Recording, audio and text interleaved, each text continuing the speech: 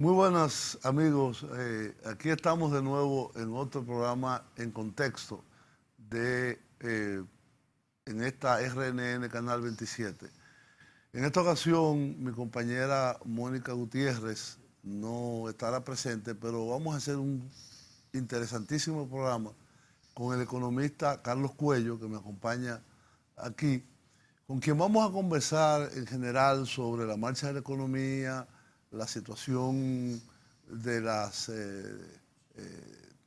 deuda pública, de las finanzas públicas y en general cuáles serían, diríamos, las fortalezas y las debilidades que podrían verse en el corto y mediano plazo para la economía dominicana. Bienvenido, Carlos. Hola, gracias Julio por la invitación. Gracias por aceptar venir a compartir con nosotros aquí. Carlos, yo el otro día hice un programa con un amigo muy querido por mí, José Alfredo Guerrero. Mutuo amigo. Exacto. Y una de las cosas con las que yo comencé a conversar con él era, aquí tenemos una tendencia a una especie como de pesimismo en el terreno económico.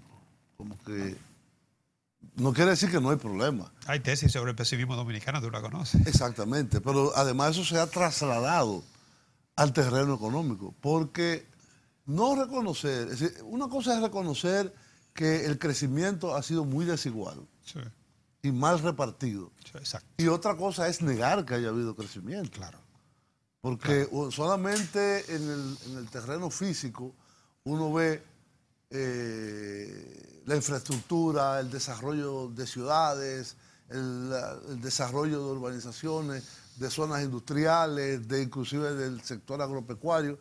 Y es indudable que este país, una de sus características en los últimos 20 o 30 años ha sido, con excepción de algunos baches muy identificados, ya sea por impactos externos o por errores cometidos en políticas internas, ha tenido, por lo menos desde el 92 hacia acá, un proceso de crecimiento sostenido.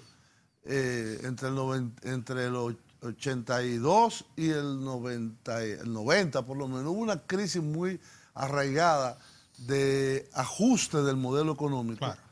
De pasar del modelo primario productivo basado en agricultura, azúcar, café, cacao, agroexportador y algo de minerales, a un modelo totalmente distinto, basado en un crecimiento tanto interno como de la demanda externa en los sectores de finanzas, construcción, turismo, industria, zona franca, industria, etcétera.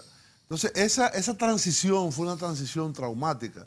Pero desde el 92, después que el propio gobierno del presidente Balaguer en ese entonces se autoajustó, porque en el 86 comenzó un desajuste terrible que llegó a la hiperinflación y al colapso económico del 90, y a partir del 90 el país se autoajustó y, digamos, 91 en adelante, 92, ha sido un proceso de crecimiento. 96-2000 también fue un proceso de crecimiento que se mantuvo hasta el 2002, y ahí vino entonces la crisis bancaria, en gran parte causada por muchos errores de gestión de los bancos y también de gestión de la crisis por parte del gobierno, que todavía dura en el tema de la deuda con el público del Banco Central por el rescate bancario.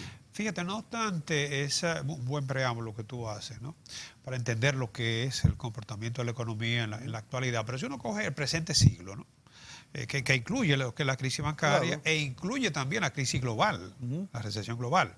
Pero no obstante eso, la economía dominicana ha mantenido una tasa promedio de crecimiento por encima de un 5%. Así es.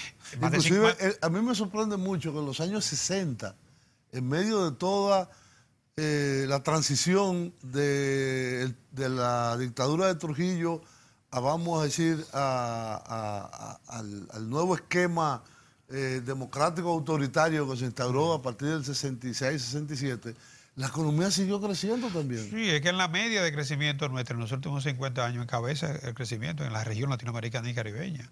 Y ahora, si tú le quitas lo que fue la recesión global y le quitas la crisis bancaria, seguimos también liderando el crecimiento en la región latinoamericana y caribeña. Lo que yo pienso que ha habido, y coincido plenamente contigo, es quizá una inequidad en lo que es la distribución del ingreso en la economía. Y hay muchos estudios sobre eso. Y por eso la persistencia de unas tasas de pobreza y de pobreza extrema que, aunque se han reducido, hay que siguen siendo reconocer que altas. en los últimos tiempos se ha reducido considerablemente. Pero siguen siendo altas. Sigue siendo alta 31% de pobreza global es alta todavía. Recuérdate que en el año 2000 estaba era por 31. debajo. Exacto, 31. 30, o sea, bordeando y subió el 30. al 51.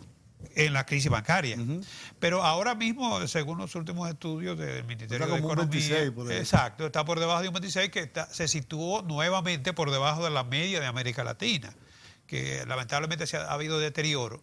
Cuando tú lo incluyes en ese cálculo a Venezuela, por ejemplo, y a países que han retrocedido, y República Dominicana nuevamente se sitúa por debajo de la media de América Latina. Y la verdad es que en los últimos tiempos es innegable que ha habido mejorías, por lo menos en lo que se refiere a las cifras macroeconómicas. Sí. Y eso no se puede dar al margen de lo que es el comportamiento general de la economía, porque si se crea más riqueza, yo pienso, al igual que tú, que la única forma de combatir la pobreza es creando riqueza. Si no somos capaces de crear riqueza, que esté concentrada o no esté concentrada, eso es otra cosa. El problema es que el esquema de creación de riqueza no se garantiza tampoco con un esquema de distribución equitativa o igualitaria como se persigue en otras filosofías. O sea, es complejo el sin problema. embargo, yo estuve viendo unas cifras que me llamaron mucho la atención sobre la participación del salario o la renta del trabajo y el capital o la renta del capital en el total del PIB. En el año 1996, las rentas del capital eran 52% del total del PIB y las rentas del trabajo eran un 48%. 20 años después, es decir, en el año 2016, según los últimos, 2015, perdón, según las últimas indicaciones de las encuestas de ingresos y fuerza de trabajo del Banco Central, la renta del trabajo está en un 28%. Es decir, de 48 ha bajado a un 28%. Entonces, es un modelo que en cierto sentido implica una compresión salarial muy, muy intensa y una concentración de las rentas en una pequeña proporción.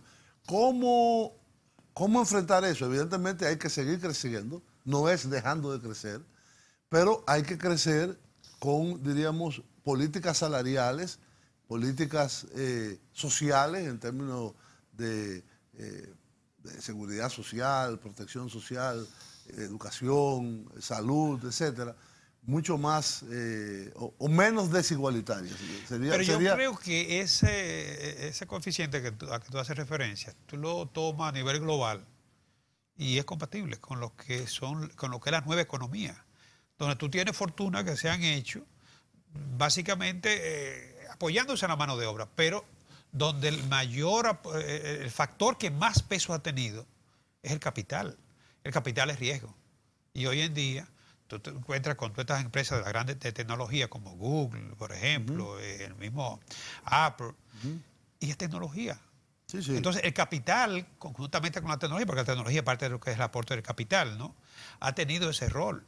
El trabajo o se ha ido deslocalizando, o sea, de los países industrializados. Sí, los países industrializados, lo que explica el fenómeno del Brexit de Trump, Exacto, por ejemplo. Exacto. O sencillamente el capital humano se ha ido perfeccionando, ¿no? Entonces, por eso tú ves que las economías de reciente desarrollo, como el caso de Corea, por ejemplo, su mayor inversión han hecho en capital humano.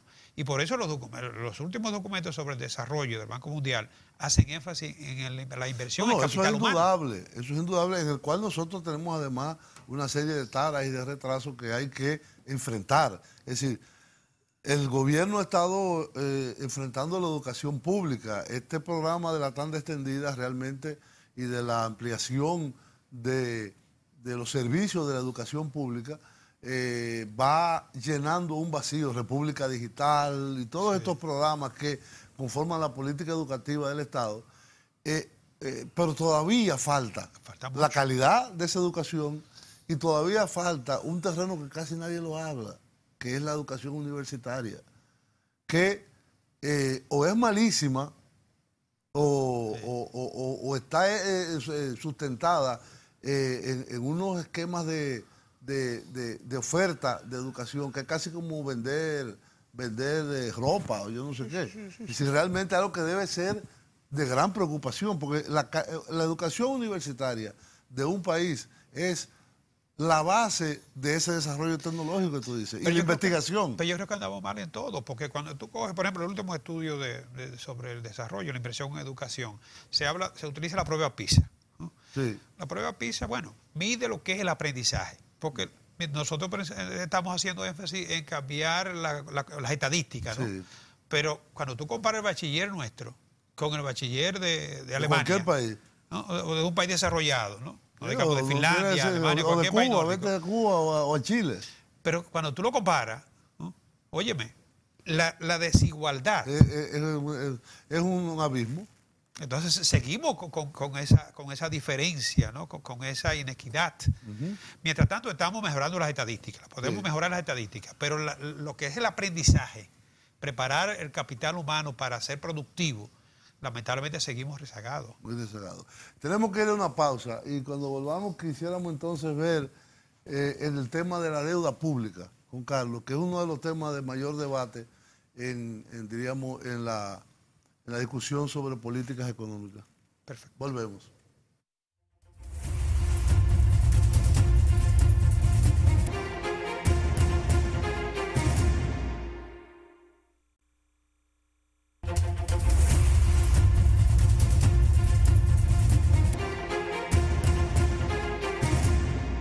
Muy bien, regresamos a este programa sobre economía, finanzas, sociedad, con el economista Carlos Cuello. Carlos, uno de los elementos de mayor discusión en la agenda nacional es el tema de la deuda pública. La deuda pública dominicana, que tiene dos componentes. Una es la que se llama la deuda del sector público. Ahí tenemos unos datos no financieros que hemos compilado. Si nos pueden poner la pantalla un poco más para acá, para poderla ver. Porque no se ve la pantalla. Uy. Cámara. Dóblame la pantalla, que no la veo de aquí. Ahí. La deuda pública del sector no financiero. Es decir, la deuda pública externa e interna del sector público no financiero. Porque la deuda pública del sector financiero hay que tratar la parte. El Banco Central. Que es la del Banco Central. Tenemos al 31 de diciembre del año 2017, tenemos unos 30.000... Alrededor de 30.000 millones. 30.586 millones de deuda, sí, que es aproximadamente un 38% del Producto 39% del Producto Interno Bruto. Del Producto Interno Bruto. Sí. La interna es 11 y la externa es 28. Dentro de esa deuda interna también se incluye una parte que se llama intragubernamental, que es la deuda por los bonos emitidos por de recapitalización del Banco Central, que tienen 2.816 millones al 31 de diciembre, que es un 9.27. Habría que netearla porque tú no te puedes deber a ti mismo. Exacto. Bueno, del punto de vista conceptual, claro, habría que netearla, pero hay un pasivo por recibir del Banco Central y hay un pasivo por pagar por parte del gobierno. Sí, porque según la ley tenían que entregarse unos montos determinados. Claro, que no se cumplió, por cierto. Sí. Entonces, por favor, no nos quiten la gráfica. Ahí entonces tenemos la composición de bonos soberanos y subasta, que es casi un 67% de la deuda pública. Eso yo creo que es una de las características que más llaman la atención, el cambio del perfil de la deuda. ¿Tú recuerdas que esa deuda antes bueno, era yo fui director de deuda. Bueno, de multilateral y bilaterales. Sí. Y con gobiernos hermanos, porque a ti te tocó negociar la deuda en el Club de París. Sí. Ya hoy en día... la deuda bilateral... Ahora mismo un 7.7, son 2.800 millones. Y la multilateral, 1.380. BI y multi deben dar alrededor del... No llega al 30. No llega al 20%. No llega al 30. No llega al 20%. Antes alrededor de la tercera parte. Entonces, el resto, los multilaterales son 14.4. Y 7, 21%. 7 es como un 21%. Exacto. Esa es la composición. Anteriormente tú recuerdas que esa era por lo menos un 50. Exacto. Y la deuda privada comenzó... Ahora, yo pienso que en la medida que un mercado financiero se va sofisticando, como es el caso de la República Dominicana, que el mecanismo de ejecución presupuestaria se moderniza, como pasó con la ley, la reforma financiera del Estado que se comenzó a concretizar en nuevas instituciones y nuevas leyes de presupuesto, de crédito público, del Ministerio de Hacienda, de Contraloría, etcétera, a partir del 2006. Sí. Comenzó el proceso en el 90, como tú decías ahorita, sí, pero, con el fondo. Sí, pero realmente la transformación institucional es de este siglo. Es del 2006 que comienza. Sí. Hubo antecedentes en los años 90 y inicio del 2000. Inclusive, todavía queda pendiente el Código de Trabajo, que de esa época, arrancó del año 90, acuérdate. Sí. El arancel, que hubo que actualizarlo como consecuencia del Tratado de Libre Comercio. Sí. El Código... tributario, el Código Financiero se aprobó este siglo, creo que fue, ¿no? El 2001. Ajá, entró la ley del mercado de valores, o sea que todo lo que, tú tienes razón, el andamiaje, digamos, de lo que es la legislación económica moderna, es de este siglo, a partir de 2006 sobre todo. Ahora, sobre el tema de la deuda, según tu opinión, ese nivel de deuda, con el nivel de presión fiscal que tenemos en el país, ¿es sustentable o no en el mediano plazo? Mira, yo creo que lo más preocupante es, y tú bien lo destacabas, primero el perfil, ¿no? De cómo nos hemos ido endeudando en los mercados de valores. Pero endeudarse de por sí no es un problema, si tú inviertes bien, eso es elemental, ¿no? El problema de esto es que el endeudamiento se ha ido incrementando como consecuencia del financiamiento de la finanza pública con déficit año tras año, aunque ya está más moderado. Pero en la medida en que nosotros seguimos aprobando presupuestos con déficit, necesariamente hay que buscar financiamiento. Para este año, ya lo que se necesitaba, la necesidad financiera, ya se colocaron los bonos. Y de hecho, una de las características que tiene esta deuda privada, lo sabemos muy bien, es que no tiene condicionalidad. Ninguna. Y es a tasa. Pero eso puede ser positivo o negativo, depende de la óptica con que se vea. Porque yo recuerdo y trabajé mucho con los organismos multilaterales, no digamos con el FMI, pero con el Banco Mundial, el BID, la cooperación de los países bilaterales de la Unión Europea, de Japón, inclusive de algunos países latinoamericanos, y es que son préstamos que tú te puedes pasar 20 años desembolsándolo. Yo me recuerdo, yo llegué a dirigir en el 96 un programa de... se llamaba Agua y Saneamiento en Centros Turísticos, un programa interesantísimo. Cuando yo entré como subsecretario técnico en el gobierno, el primer gobierno del PLD, del doctor Fernández, como subsecretario me tocó asumir la parte financiera, que era quien lo llevaba el secretariado técnico, y ese programa que se quedó dentro del secretariado técnico, yo pensaba que debería estar en turismo, no había medio ambiente todavía, o en el INDRI, pero básicamente en turismo, o una unidad ejecutora con INAPA, turismo, etc. Al quedarse allá, me tocó la coordinación indirecta, vamos a decir, tenía un director. Ese programa, que originalmente fue un programa para desarrollar la recogida de basura, recogida de desechos, tanto sólidos como líquidos, es decir, las aguas servidas, provisión de agua potable, tratamiento y disposición, ya sea en relleno sanitario o ya sea a través de tratamiento y emisiones con emisarios submarinos. Bueno, ese programa, 22 años después no ha terminado. No, se paralizaban por... No ha terminado. Espérate, por contrapartida se paralizaban los depósitos. Por eso te digo. Entonces, eso cuando se renegociaba con el fondo, lo primero que el país recibía, más que lo que el fondo iba a aportar, eran los desembolsos que estaban frisados. Que estaban detenidos. Exacto. Porque no se habían podido aportar la contrapartida. O sea, la deuda es más flexible, no hay lugar a duda, ¿no? Aunque el costo sea mayor. Lo que yo te digo es, los estados modernos y desarrollados, o en la medida que tú eres un estado más moderno y más desarrollado, confiable, sí, deja de recibir una menor cantidad de cooperación multilateral o bilateral para el desarrollo, que son esos préstamos por proyecto. Ahora se firmó uno para la presa de Montegrande ayer. Sí, pero fue con el Banco Centroamericano. Sí, no importa, con quien sea. Sí, exacto. Con quien sea, pero puede ser con regionales, como el BCIE, la CAF, y bueno, el BID podría llamarse regional, pero el BID tiene una filosofía muy parecida al Banco Mundial. Exacto. O el Banco Mundial, el BID, la IFC, bueno, cuando hay programas con el Fondo Monetario, los bancos bilaterales que hay en otros países, en España, por ejemplo, los franceses, la cooperación financiera francesa, en todo lo del metro. Los japoneses, la JICA. Sí, la JICA es cooperación técnica más que todo. Sí.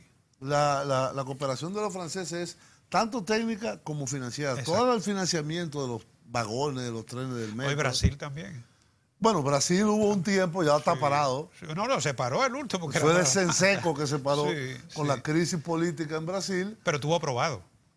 Estuvo aprobado el último, que fue el de Punta Catalina. Que no se llegó a desembolsar. No.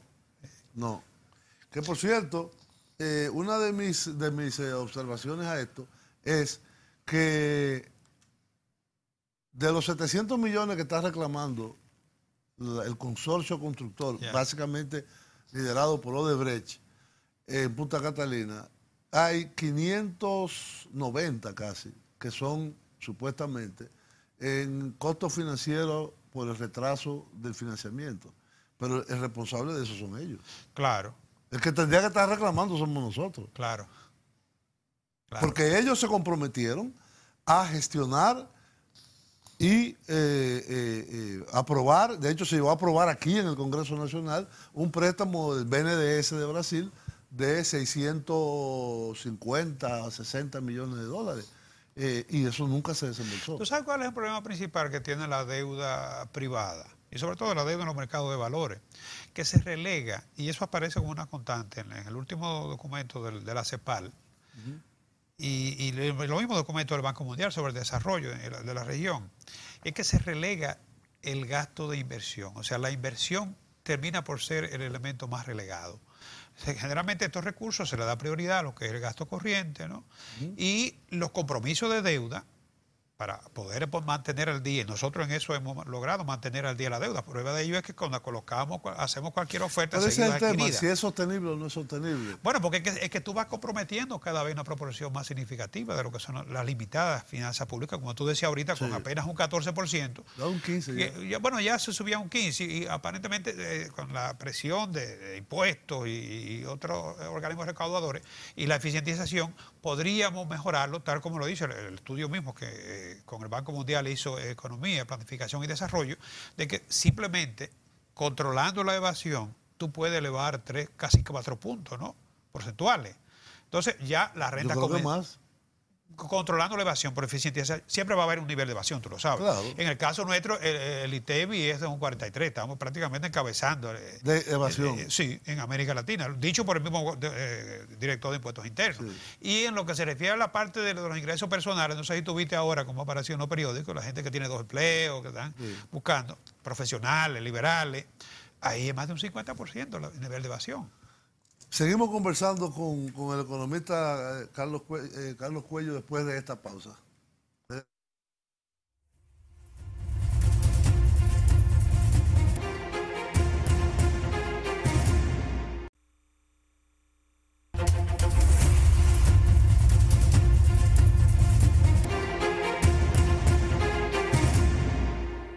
amigos, continuamos con Carlos Cuello conversando sobre economía dominicana, finanzas públicas, deuda pública, perspectivas económicas, etcétera. Carlos, el Banco Central de la República Dominicana dio unos días después de terminado el año 2017, a finales de enero, las cifras preliminares del crecimiento económico del año 2017, que terminó en un 4,6% del PIB. Con relación al año anterior, hay un decrecimiento o una disminución, desaceleración, ralentización. Hay muchas formas de decirle. Que no quiere decir que el crecimiento se detuvo, sino que si iba a 100 por hora, ahora bajó a 60 o a 80 por hora. Por eso se llama desaceleración. Sí. Entonces, esto evidentemente, este resultado también estuvo muy influido por las medidas que tomó el Banco Central en agosto del 2017 para estimular el crédito al sector privado en unos 23 mil millones de pesos aproximadamente, que sumado a la proporción de complemento que la banca no había sido desembolsado, que la banca tenía en sus propias digamos depósitos del público, subió casi a uno en ese, vamos a decir, fueron 4 trimestres, porque fueron 4 meses, agosto, septiembre, octubre, noviembre, 5 meses. Exacto. Subió considerablemente el crédito del sector privado al sector privado de la economía después de esta medida del Banco Central. Entonces el resultado fue ese que vemos en la pantalla de atrás, que tuvimos un crecimiento global de 4,6, con un crecimiento del sector agropecuario de 5,9, las manufacturas local de un 3%, la zona franca de un 5,5, los servicios de un 4,3. Solo minería refleja una minería tasa negativa. tuvo una caída. El único sector. El único sector. Dice administración pública y defensa también bajó 0,5. Ah, sí. Pero en general fue, diríamos, una disminución o una ralentización del 6,6, que es muy alto, a un 4,6. En estos días, el día de ayer cuando estamos grabando este programa, hubo una información muy preliminar de parte del Banco Central, del gobernador del Banco Central, y es que el crecimiento acumulado en los 2 primeros meses, enero y febrero de este año, fue de 6,7 del PIB, teniendo el mes de enero inclusive un crecimiento de 7%. Sí. Inusual en la estacionalidad, y que también hubo un crecimiento. Diciembre había crecido ya un 7 también. En diciembre, el último mes del año anterior. Pero este no se toma en cuenta, nada más es enero y febrero. Sí, pero lo que digo es que como estamos midiendo lo que fue el crecimiento desde que la economía arrancó en el segundo semestre del año, porque recordemos que el primer semestre tuvo frenada. Sí, sí. Y entonces, aquí tenemos. El crecimiento del mes de enero fue de 7% y el mes de febrero de 6,3%, lo que arrojó un promedio de 6,7% del PIB. La inflación es 0,55%. La inflación es 0,55%, teniendo el mes 3 meses ya, de enero. Del trimestre. La inflación es para el trimestre. Sí. Teniendo el mes de enero un negativo de 0,11%. Sí, fue negativo en enero, por algunos productos agropecuarios. Sí.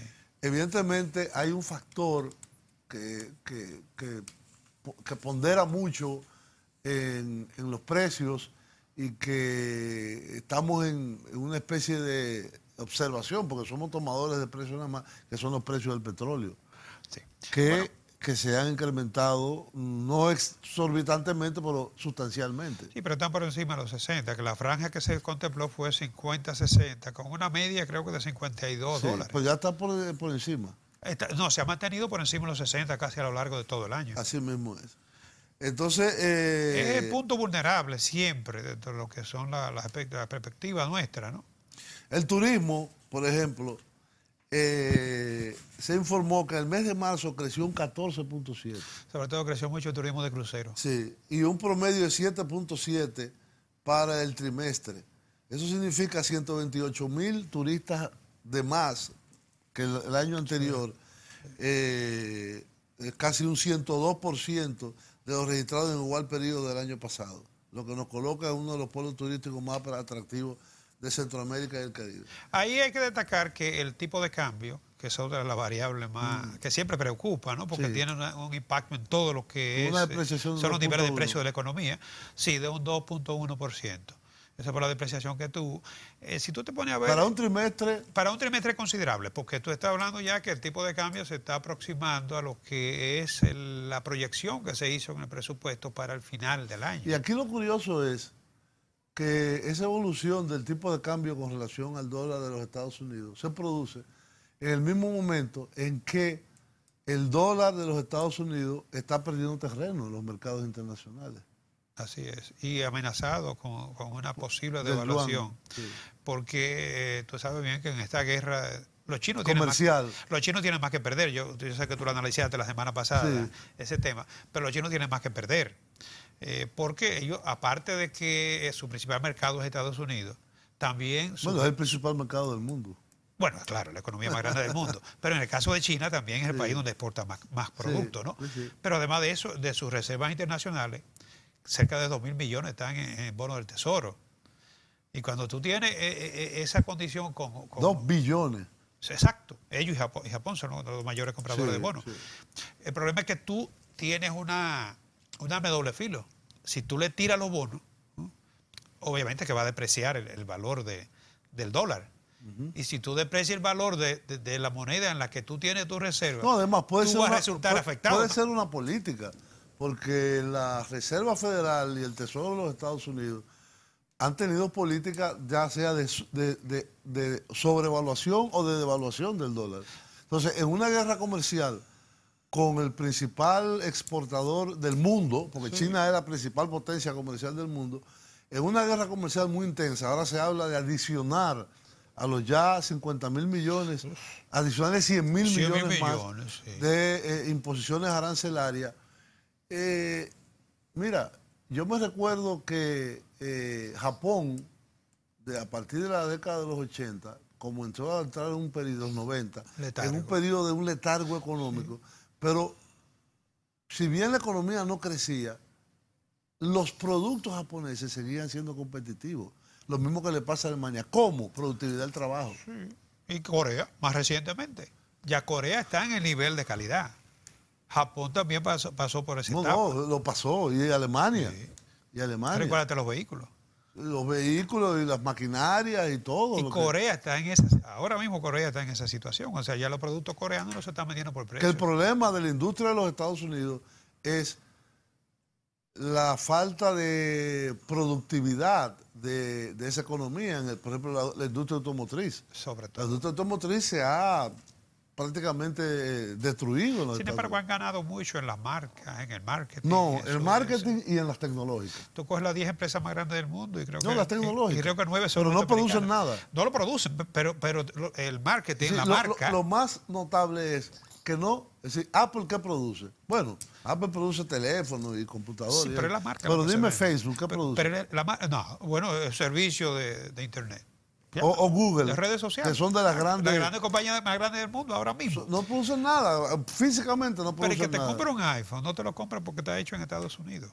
Está hecho en China. Exacto, es China. Y la pantalla todo el mundo sabe que se la hace Samsung. Sí. Pero no es lo mismo. Te compro un iPhone.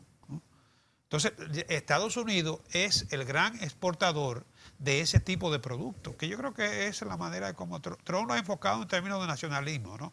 Pero si tú me haces un iPhone en Estados Unidos, tú no podrías vender ese iPhone. Saldría como $3.000. Sin embargo, es uno de los teléfonos más vendidos. Pero esa es una de las estrategias. Claro.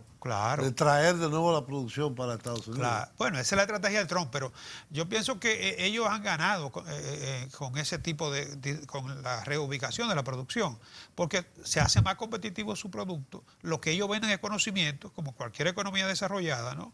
Y tienen marca posicionada. Así es. Vamos a la última pausa ya y regresamos de inmediato.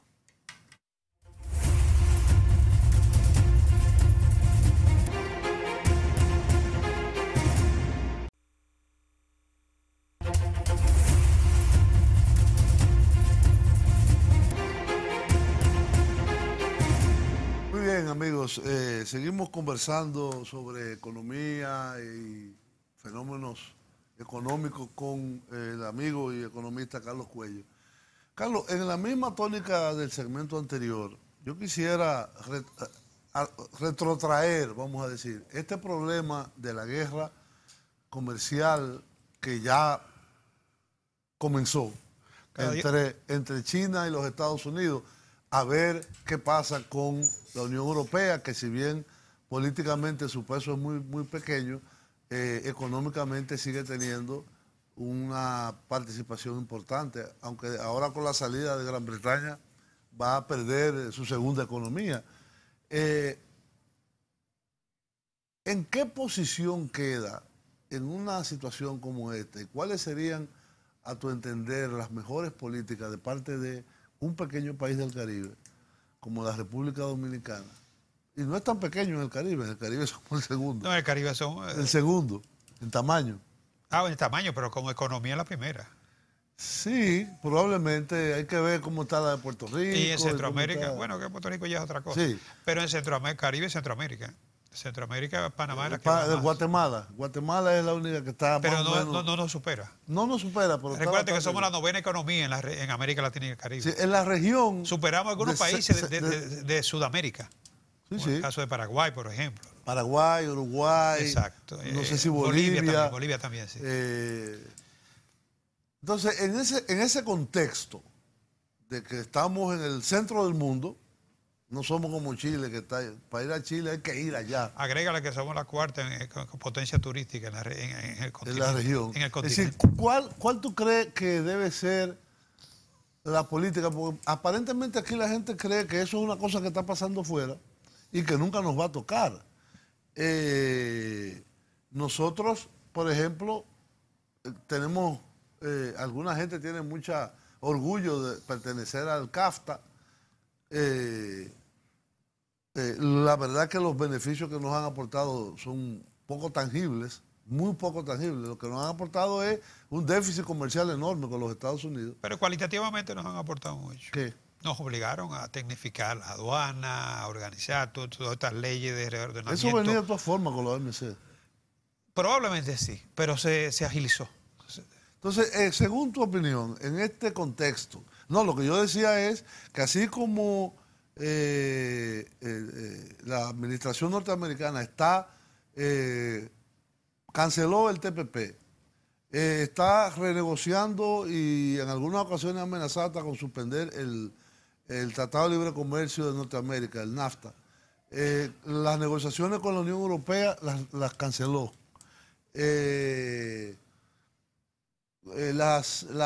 Inclusive las reglas de la OMC las ha estado cuestionando.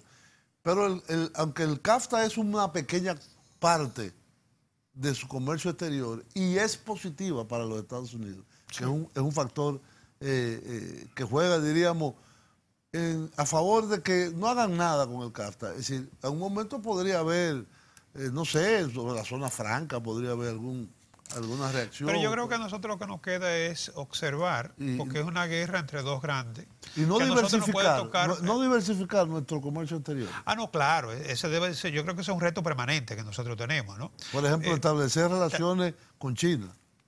Podría ser, pero recuérdate que dependemos mucho aquí, en este caso, de lo que serían los precios internacionales. Y cualquier guerra entre Estados Unidos y China va a producir cambios en términos financieros, sobre todo en lo que se refiere a la cotización del dólar.